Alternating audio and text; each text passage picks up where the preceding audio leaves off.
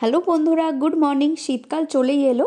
কিছুদিন আগে আমি আমার জারবেরা গাছগুলোকে শীতকালের জন্য তৈরি করার জন্য কিছু যত্ন করেছি, সেটাই আজকে তোমাদের সঙ্গে শেয়ার করব।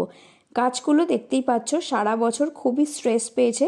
এবছরের ওয়েদার খুব খারাপ গেছে, প্রচণ্ড গরম, তারপর অনেক বৃষ্টি হয়েছে। গাছগুলো সেমিশেডেড ছিল, তাও গরমের জন্য যথেষ্টই ঝিমিয়ে থাকতো। এবার দেখতে পাচ্ছ অনেকগুলো পাতা ব্রাউন হয়ে গেছে, পোকাও লেগেছে, অনেক সাদামাছি মিলিবাগ এগুলো এসছে। তাই আমি প্রথমেই যত ব্রাউন পাতা আছে সেগুলোকে সরিয়ে দিচ্ছি, ভালো করে সাবধানে ছিঁড়ে গোড়া থেকে আলাদা করে দিচ্ছি। এই পাতাগুলো বেশি দিন থাকলে এখান থেকে কিন্তু গাছে ফাঙ্গাসও লেগে যায়, তাই জন্য প্রথমে এগুলো পরিষ্কার করে নিচ্ছি। আর সব কটা গাছে না হলেও 3টে গাছে প্রচণ্ড পরিমাণে সাদামাছি লেগেছে। আমার কাছে আলাদা কোনো সাদামাছির জন্য ওষুধ নেই, কাকা আর একতারা আছে আর নিম অয়েল আছে। এই 3টে ওষুধই আমি ঘুরিয়ে ফিরিয়ে ইউজ করব। দেখতে পাচ্ছ গোড়ার কাছটা পুরো ভর্তি পোকা হয়ে গেছে, ইভেন পাতার পেছনগুলোতেও পোকা ভরে আছে। আমি যতটা পেরেছি ক্ষতিগ্রস্ত পাতাগুলোকে ছিঁড়ে ফেলে দিয়েছি, আলাদা করে দিয়েছি। আর শীতকালে যাতে খুব ভালো ফুল পাই তাই জন্য প্রত্যেকটা টবেই আমি এখন মিক্স জৈব সার দিয়ে দিচ্ছি। এই যে সারটা আমি ব্যবহার করছি এর মধ্যে হাড় গুঁড়ো, শিংকুচি, ব্লাড মিল, লেদার মিল, নিমখোল সব কিছুই আছে। আমি মাটিগুলো ভালো করে খুঁড়ে একটু নরম করে নিচ্ছি। তারপর 8 ইঞ্চি টবের জন্য মোটামুটি 1 মুঠো মতো এই সারটা নিয়ে গোড়ায় ভালো করে দিয়ে দিচ্ছি। গরমকালটায় আমি কোনো আলাদা করে সার এই গাছে দিইনি, শুধু ফাঞ্জিসাইড আর পোকার ওষুধ মাঝে মাঝে স্প্রে করতাম। অনেক দিন পোকার ওষুধটা দেওয়া হয়নি বলেই এরকম এত পোকা ধরে গেছে। আর এই গাছে আমি খোল পচা জল সাধারণত ব্যবহার করি না, কারণ সেটা থেকে ফাঙ্গাস লেগে যেতে পারে।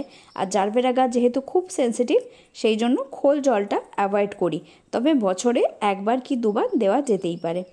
দেখতে পাচ্ছ যে যে পাতাগুলোয় পোকা লেগেছে কেমন ঝিমিয়ে গেছে। এই পোকাগুলোই আস্তে আস্তে পাতাগুলোকে পুরো শুকিয়ে ব্রাউন করে নষ্ট করে দিচ্ছে। তো সেগুলো আমি যতটা পেরেছি আলাদা করে দিয়েছি। আর খুবই সাবধানে ফেলবে, কারণ এটা থেকে কিন্তু অন্য গাছেও ধরে যেতে পারে। তাই পাতাগুলো হয় পুড়িয়ে দেবে বা একদম দূরে কোথাও ফেলে দেবে, যাতে অন্য গাছে আক্রমণ না করতে পারে। প্রত্যেকটা জারবেরা গাছ আমার ছাদের একদম মাঝখানে থাকে। সবাই জানো তোমরা আমার ছাদে শেড করা আছে, তাই বর্ষাকালটায় টানা বৃষ্টির হাত থেকে আমি বাঁচাতে পেরেছি। ওভার ওয়াটারিংয়ের সমস্যাটা হয়নি। আর গরমেও চড়া রোদ যখন আসে তখন কিন্তু এগুলো মোটামুটি সেমিশেডে ছিল। এখন আমি সাফ 1 চামচ মতো 1 লিটার জলে ভালো করে গুলে নিচ্ছি। এগুলো আমি মাটিতে দিয়ে দেব। অনেক দিন মাটিতে আমি ফাঞ্জিসাইড দিইনি, মাটিতেও ফাঙ্গাস লেগে যেতে পারে, কারণ কিছু কিছু সময় তো বৃষ্টিতে টানা ভিজেছে, মাটিটা অনেক দিন ধরে ভিজেও ছিল। তো সেই কারণে পুরো একদম ভর্তি করে এই সাফ ফাঞ্জিসাইডগুলোর জল আমি টবে দিয়ে দিচ্ছি। এই গাছগুলো খুব ঝুরঝুরে মাটিতে আছে, যাতে জল একদমই দাঁড়ায় না। বেশি জল হলে যাতে একদম নিচ দিয়ে ড্রেনেজ সিস্টেমটা ভালো রেখেছি, যাতে বেরিয়ে যেতে পারে। কারণ এই গাছের গোড়া একটু বেশি জল হলেই পচে যেতে পারে, পাতা হলুদ হয়ে যেতে পারে। সেই জন্য সাবধানে জল দেবে। ওভার ওয়াটারিং করা যাবে না, আর খুব কম জল দিলেও কিন্তু গাছটা উইক হয়ে যাবে, ঝিমিয়ে যাবে। তাই রেগুলার একটু চেক করে সাবধানে জল দিতে হবে। এবার আমি কাকা পেস্টিসাইডটা ইউজ করছি। এটা অর্গানিক, খুব ভালো কাজ করে। বিশেষ করে যখন স্পাইডার মাইটস লাগে সেটাই এই ওষুধটা তো আমার প্রত্যেকটা গাছে খুব ভালো কাজ করে। জারবেরাতেও মাঝে মাঝে আমি স্পাইডার মাইটস হতে দেখেছি, তো কাকা 2-3বার ইউজ করতে সেগুলো সমস্ত চলে গেছিলো। আমি এখানে 1 লিটার জলে 2 ml মতো নিয়ে প্রত্যেকটা গাছে খুব ভালো করে স্প্রে করে দিচ্ছি। বিশেষ করে গোড়ার কাছে যেখানে পোকাগুলো ছিল সেগুলো পাতাগুলো সরিয়ে সরিয়ে স্প্রে করে দেবো। এটা স্প্রে করার 5 দিন বা 7 দিন পর কিন্তু আমি অন্য আর একটা ওষুধ স্প্রে করব। আবার 10 দিন পর ধরো আবার কাকা স্প্রে করব। এরমভাবে কিছুদিন করতে থাকবো, যতদিন না পোকাগুলো পুরোপুরি ক্লিয়ার হচ্ছে। এবার আমি 5 দিন পর একতারা নিয়ে নিয়েছি। মোটামুটি মাঝারি সাইজের চামচের 1/2 চামচ 1 লিটার জলে ভালো করে গুলে নিচ্ছি। এটা খুব ইজিলি জলে গুলে যায়, স্প্রে করতে খুব সুবিধা হয়। আর এই ওষুধটা কিন্তু মিলিবাগের জন্য খুব ভালো কাজ করে। অনেক দিন ধরেই আমি এটা ইউজ করছি। সেমভাবেই আমি এটাও স্প্রে করে দিচ্ছি, গোড়ার কাছেও দিয়ে দেব। পোকাগুলোর গায়ে যেন ওষুধটা লাগে সেরকম দেখে আমি ভালো করে গাছগুলোকে ভিজিয়ে দেব।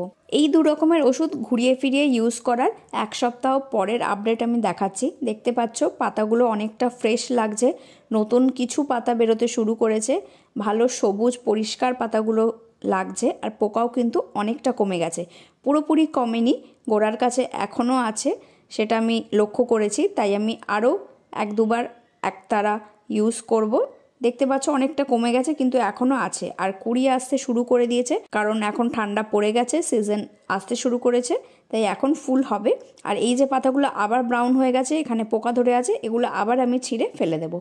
তো এভাবেই তোমরা সাবধানে জারবেরা গাছের যত্ন করতে পারো, সারা বছর বাঁচিয়ে রাখতে পারো। কিন্তু প্রত্যেকটা গাছই আমার নতুন নয়, বেশ 2 বছর 2.5 বছর ধরে আমার বাগানে আছে, আমি বাঁচিয়ে রাখতে সফল হয়েছি। তোমরাও এভাবে চেষ্টা করে দেখতে পারো। তো আজকের ভিডিওটা এখানেই শেষ করছি, পরের ভিডিওতে খুব তাড়াতাড়ি দেখা হবে।